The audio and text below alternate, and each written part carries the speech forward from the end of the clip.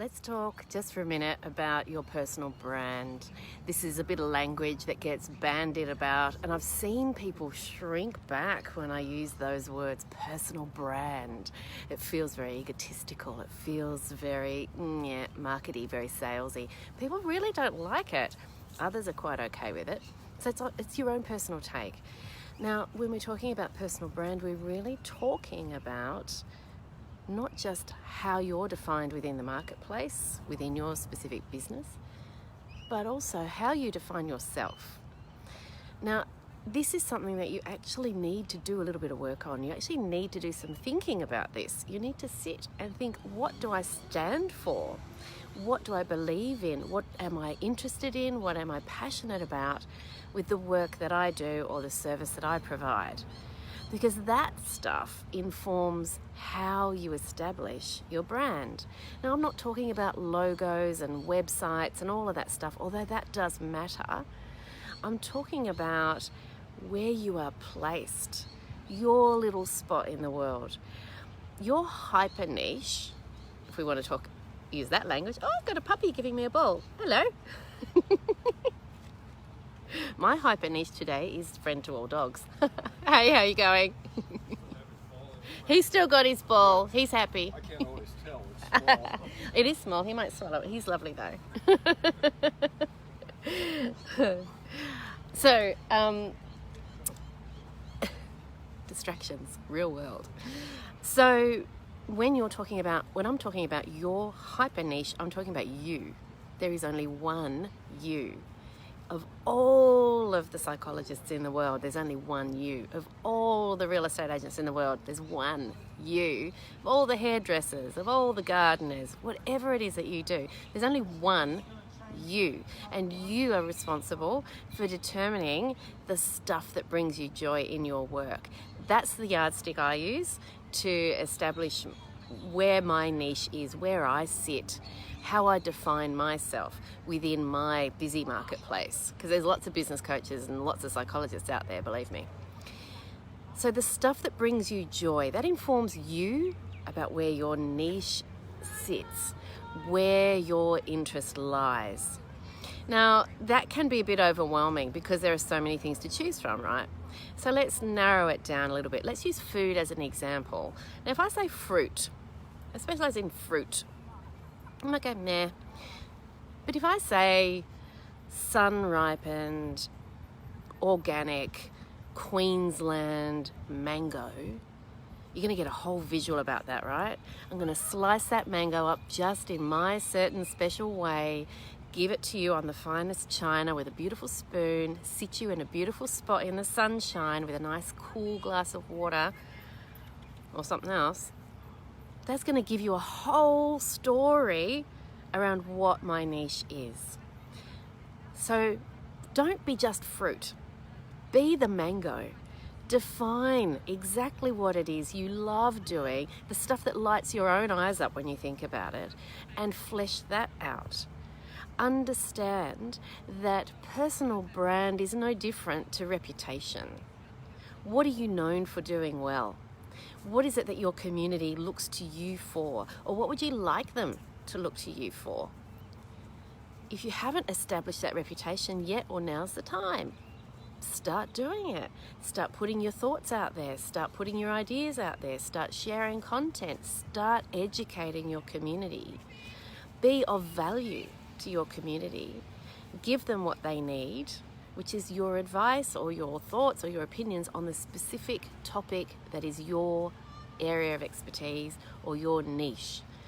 If you're an organic mango farmer, go for gold, telling us all about your mango farm and the beautiful region and the soil and the trees. I thought vines for a minute, I knew that wasn't right. The beautiful mango trees. Show us all the stages of the development of the tree across the course of the year. How do you harvest the mangoes? What's your favorite way of eating those mangoes?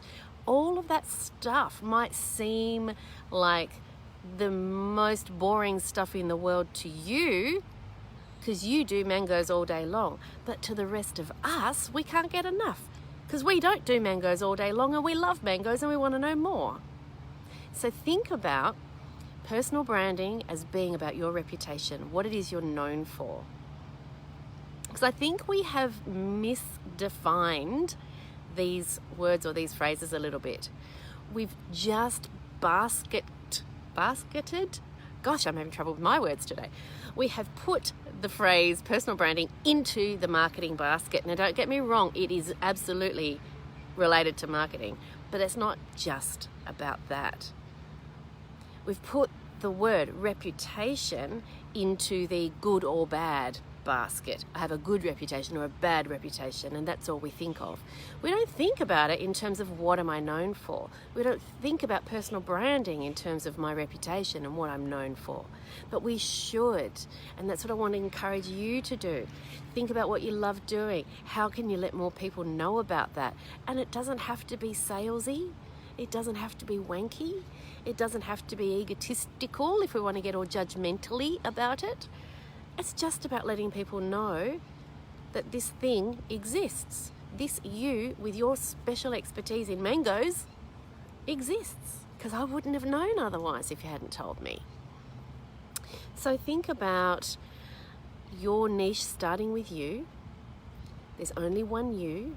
Doesn't matter how many mechanics out there specialize in working on Mustangs. There's only one you. And you've got your own take on it, and I'd love to hear your story. So just be aware when we're talking about branding, when we're talking about niching, we're talking about all these things that have become commonplace language from a marketing perspective. We're also talking about how much you love what you do and how much you can convey that love to your community. Because love is infectious, right? It's totally infectious. When you love what you do, people are on board. They're like, oh my God, look how excited she is. Look how passionate she is. Look how committed she is. Look how much she knows about this thing.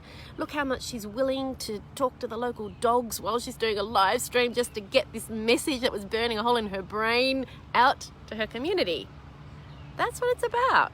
It's about storytelling. It's about sharing. It's about educating about the things you love. So, it doesn't matter what language you use. It doesn't matter what you call it. It doesn't matter really what you do, as long as you believe in it, you're passionate about it, you love it, and you can get that message out to others. Because that's what people are looking for. People who believe in what they're doing. People who are passionate about what they're doing. There's lots of coffee shops in Melbourne, right? Melbourne is known for coffee. I heard a funny story the other day that West Australians would like to be the Melbourne of Australia when it comes to coffee. If you're a Western Australian, let me know how that rolls. Yeah, there's good coffee and there's bad coffee in Melbourne. There are great baristas who are passionate about the coffee that they make, so much so that they will niche right down to what they do and how they do their coffee, and they're not afraid to do it because they know they've switched on. There are enough coffee drinkers to go around for them to still be run off their feet serving the best coffee the way they do it. I'll march in, ask for a large, long black please, and I get told we only do one size, because that's how it works for them with their special knowledge, their special style of making coffee. I love that. I love being bossed about by a barista because I know they're passionate about what they're doing. So, don't be afraid to be unique. Don't be afraid to be yourself. Don't be afraid to talk a lot about what you're passionate about, what you believe in, what you love, what brings you joy. Don't be afraid to share your love for what you do with the community at large. I know so many of you are afraid of social media. You're not sure of the difference between educating and selling and value and marketing and what does it all mean. It doesn't matter. Just share. Think of it as sharing. Think of it as educating sometimes. If you've got a great tip or some great knowledge or some great advice, share it. If you've got a great idea, share it. If you've got something that's just excited you, share it. This all feeds into how we get to know you.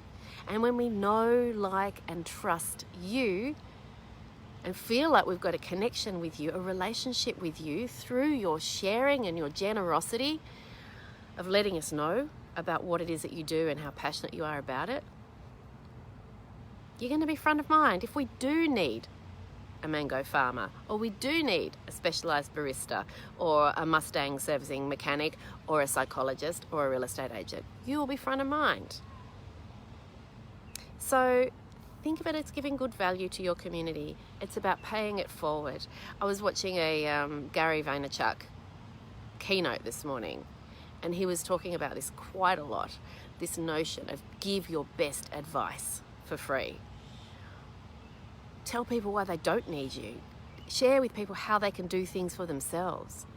That's giving value to your community, and it's not asking for anything in return, but the payoff is you do get known. You do build your reputation, and lo and behold, you've suddenly got a personal brand. Congratulations. So have a think about that. The first step is to go away today, get a pen, a paper, a mango, and write, scribble, draw, whatever it is, dictate notes, whatever you need to do to get all those ideas out of your head about what it is you love, what brings you joy, what fills up your energy bucket, so that you can start to get inspired by your own passion for what you do. And who knows, you might start inspiring others. Good luck with it all. Have a great day. You can do this. It's going to be great. Let me know. Tag me in anything you're posting, because I love seeing this stuff. And I'll talk to you soon. Bye.